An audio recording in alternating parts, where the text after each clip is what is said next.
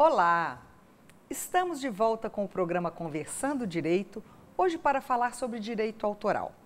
Esta área do direito ganhou destaque após a decisão do Supremo Tribunal Federal de autorizar a publicação de biografias não autorizadas.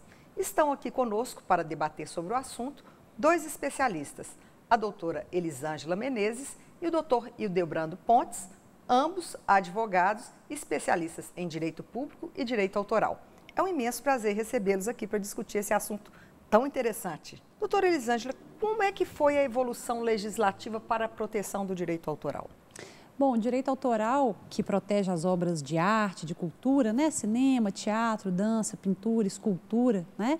Ele surgiu lá no século XVIII, século XIX, a partir da evolução das próprias artes e principalmente as artes gráficas. A gente tem a prensa de Gutenberg como um marco aí da evolução do direito autoral, porque na medida em que se começou a reproduzir textos, criou-se uma máquina capaz de fazer a reprodução dos textos, começou a se preocupar com o direito. Então, a quem pertence esse direito? A quem criou, a quem está reproduzindo, a quem está comercializando. Então, o direito autoral, a partir daí, começou a se desenvolver, se popularizar e se pensar em regras de como administrar essas obras artísticas, literárias, científicas. Fala-se muito, quando se estuda o direito autoral, em direito moral e direito patrimonial. Queria que o senhor explicasse isso. Veja bem, esse direito ele traz duas vertentes. Quando você fala de direito moral, nós estamos falando já de um direito que ingressa nos direitos da personalidade. São aquelas qualidades íncitas aos criadores que, em face da sua sensibilidade, da sua inteligência, da sua maneira de ver o mundo, captam esse universo e os reproduz através de uma obra. Então, ele se vincula de uma maneira absolutamente perene em relação a essa criação. E qualquer ofensa a esta vinculação de dominação, integridade da obra, edição, enfim, elementos que integram esse direito chamado de direito moral, é passível, suscetível de defesa em face àquele que se sinta prejudicado. A outra vertente vai cuidar exatamente da reprodução patrimonial desses direitos. É exatamente a possibilidade que tem o criador de viver dos resultados econômicos da sua criação. Porque, evidentemente, que o Estado tem que garantir a esses criadores, cuja sensibilidade está muito mais à frente da razão, a possibilidade de criarem, de fazerem música, de pintarem, enfim, de exercerem essa atividade criativa e poder ter a possibilidade de viver dela. Por isso o direito? Por isso o direito, né? Para garantir não apenas a autoria, o crédito, essa ligação afetiva dos autores com as obras, mas também a possibilidade deles explorarem economicamente a sua criação. Então, adaptar, editar, permitir diversos tipos de uso, sonorização ambiental, tudo isso está protegido na lei como usos patrimoniais que o autor pode fazer da sua obra. Certo. E a distinção entre o autor e o titular dos direitos? É simples.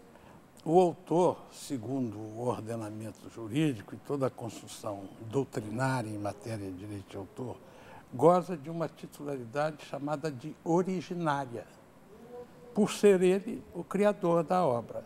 Não significa dizer que ele não possa permitir, na qualidade de titular originário, que terceiros façam uso da sua criação. Esse terceiro, absolutamente credenciado pelo autor originário, passa a exercer uma titularidade derivada daquela criação nos termos que a lei estabelece e nas condições que o próprio autor permitiu. Muito interessante. Como que fica aí uma curiosidade pessoal, doutora Elisângela, com a internet, em que as coisas são construídas, reconstruídas, emendadas, repassadas? Como é que fica o direito perante essa realidade nova da internet e as produções intelectuais? Pois é, para a gente a internet é um grande desafio. Por quê? É uma tecnologia, é importante o seu uso, né? E o direito autoral não está aqui para se chocar com a tecnologia. Pelo contrário, ele precisa se integrar à tecnologia. Então, na verdade, a gente entende a internet como uma mídia de exposição, assim como é a TV, assim como é o rádio, o que significa dizer que todas as leis que são válidas para essas outras mídias também são válidas para a internet. Então, na internet, a gente tem que identificar a autoria, tem que pedir autorização, tem que dar crédito, tudo igualzinho nas outras mídias. Qual é o problema da internet? É que a gente tem um anonimato muito grande, né? As pessoas tendem a achar que ali é uma terra de ninguém, que pode fazer qualquer coisa, faz errado, depois tira do ar e você não tem mais como verificar aquilo. Então, a gente tem trabalhado aí com algumas possibilidades, como, por exemplo, produzir prova daquele delito através de uma ata notarial em cartório, tentar identificar a autoria e, caso não consiga, responsabilizar o provedor de conteúdo ou o provedor de acesso, né, aquele que está ali ganhando dinheiro com aquela mídia de exposição que a internet representa. A gente tem lutado com essas ferramentas aí para tentar defender os autores também na internet. Há muita polêmica nessa área do direito? Muita, muita, muita. Se a gente jogar ali no Google e pesquisar algumas coisas, a gente vai ver casos famosos de pessoas famosas que plagiaram outras pessoas famosas, de briga de herdeiros pelos direitos autorais de autores já falecidos e muito importantes, expressivos, porque a gente está falando de arte, né, de cultura, daquilo que sustenta a nossa alma, que é importante para a nossa produção cultural no país.